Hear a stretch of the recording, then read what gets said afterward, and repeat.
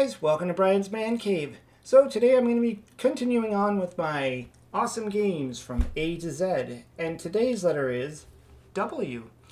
Now I actually thought W was going to be tricky. Well, the last few I think are going to be tricky, and even the last one, V, which was quite a while ago. I actually think I did that video. And you know, the list, it's always tricky because you're getting into these letters that not a lot of games are under that letter. But anyways, I found a few that are like Commodore 64 and Atari and one Nintendo title actually. So let's get to the list. So the first one, not in any specific order of course, I'm going to start with Wizard of War. Now this is a game that I became familiar with on the Commodore 64. And in fact, a lot of my games that I've played in the past were on that system. And I got knowledge from playing them on that system. Now, obviously, it is a arcade game. It was originated on the arcade, and I have actually got to try it out. I tried the arcade version and the Atari 2600 version, which they're all pretty decent. Like every port I've played of this game is actually pretty decent. I mean, it's a fairly simple concept. You're just running around a maze and you're trying to shoot these aliens. I think they're aliens or monsters or something like that. And it's got a decent two-player mode to it. No matter what version you play of it, I think that this game, it's fun for a lot of people. The second one might not be so familiar to everybody. I played it on the Commodore 64. It probably did exist on other computers, and that is Wizard's Lair. It's an interesting game. You kind of run around all these different rooms, sort of like if you played like Zelda when you're in the labyrinth, and you're going room to room, and you're looking for treasures, you're looking for spells and stuff, and there's hidden doorways, and you can go into these little warp zone things that send you to somewhere else. Like certain rooms you can't get into it unless you warp into it. I remember playing it a lot. I don't think I really knew what I was doing back then. I probably still don't really know what I'm doing now. I don't think there's much instructions before the game starts, and I never had a manual, so it was just kind of running around and hoping you figured something out. But I always had a lot of fun, and in the game, it's fairly big. It's tough. There's a lot of creatures that come after you, and you got to solve where things go. So it's kind of a fun game. The next game I want to talk about is it's kind of two games, and there's Winter Games and World Games. Again, these were titles that I played originally on the Commodore 64. It was part of that whole series of like Summer Games 2, Winter Games, California Games, World Games, all made by Epix, and all had great graphics, great gameplay. They were perfect for playing with two players, and even if you didn't have two players, you could play it by yourself. There was a lot of different events. I wasn't as crazy about the Winter Games as much as I liked the World Games, and I remember playing that. There was like a weightlifting and log rolling, all these different kind of interesting events that you got to play. Winter Games was there was a lot of like the tobogganing things and the skiing, and some of it was just very, very similar to each other. So it wasn't something I really got into, but I enjoyed playing it on the Atari 7800 version. And obviously the Commodore 64. I think there's some different events between the two of them, but overall pretty cool games. The next one on my list is kind of like another sports title, is World Karate. I always liked, I played that one. I played the International Karate. Very similar, where you're either the white belt or the white uniform or the red uniform, and you're jumping around. You're fighting, sort of like a Mortal Kombat style of game, or I know it was in the arcade as well. So I think it was under the same title. But still fun game, like very simple. You just attack, trying to get the point, trying to get the first kicks in, and then you have to break boards and stuff. So it's a really fun game, really interesting. And I remember, it starts you off when you have a white belt, and then the further you progress, you get the next belt and the next belt, and getting all the way up to black belt was really fun. And it did get a little bit harder as you played it, but still, it was interesting.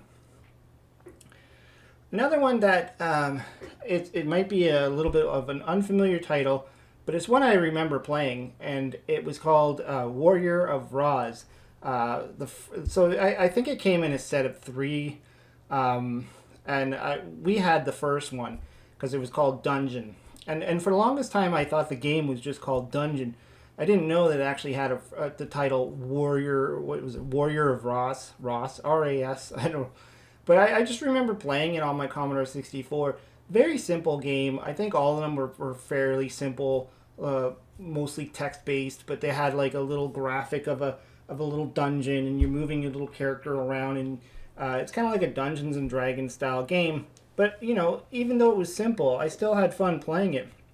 In fact, I remember when my brother had brought it home, it came with the disc and it came with the tape, and so I was able to like even go take it to school, and we had the tape player to see if the tape thing would work. It took forever to load it up, but we still had fun playing it. Another one I want to talk about, another title, and that is for the Atari and the Atari 2600, and that's Warlords. Now, a lot of people like to talk about this one when it comes to the paddle controller games, because this one was a really good paddle controller game. I think, in most people's lists of which games they like out of paddle controllers, there's Kaboom and then there's Warlords. And this one you can play 4 players, which makes it even better.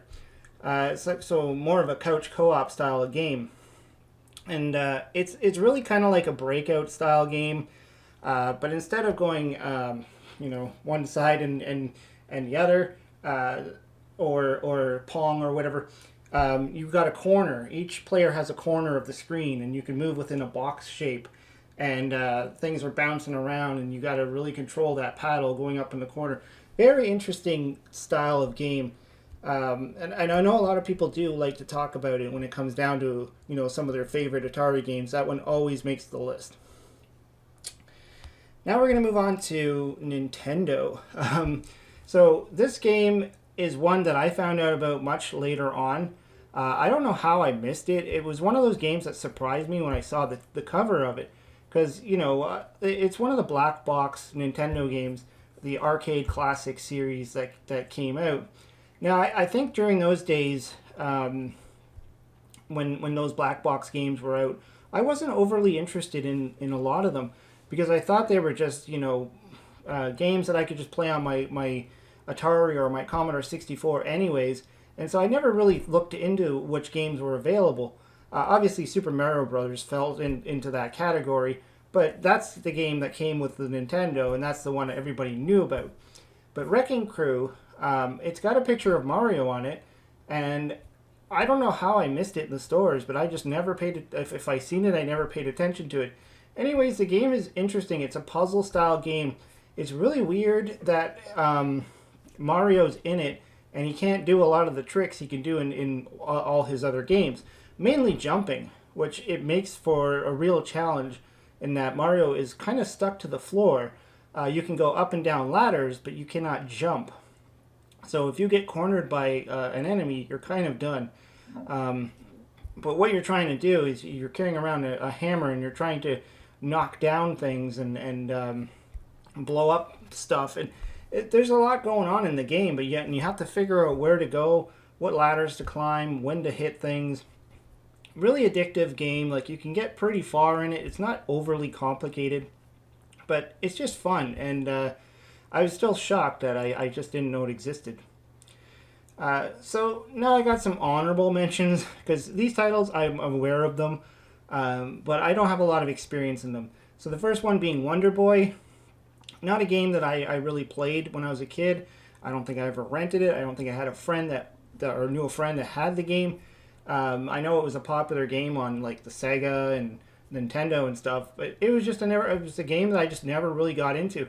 I did eventually start trying it out, a couple of months ago, or about a year ago or something. I remember giving it a try, but it's something I need to like look back into again. And it's got a whole series of games that I've just kind of missed out on. And the last one is Whitewater for the Intellivision. This is a little bit more of a rare title on the Intellivision, and it's not a game that I've really played. In fact, I think I might have the ROM to play it. I don't know if I've ever actually played it. So it's one I have to look into, because it's a really interesting game. It looks like graphically pleasing. It looks like it's fun and addictive. So I really got to give it a shot. Anyways, that's my list of W games. I'm not looking forward to the rest of the list because I don't know if I'm going to be able to fill it up very well. But it's going to be fun trying. Anyways, let me know what you think. Throw some comments down below. If there's some W games I missed, throw them in there as well. I always like to hear what you have to say. Hope you subscribe. Talk to you later.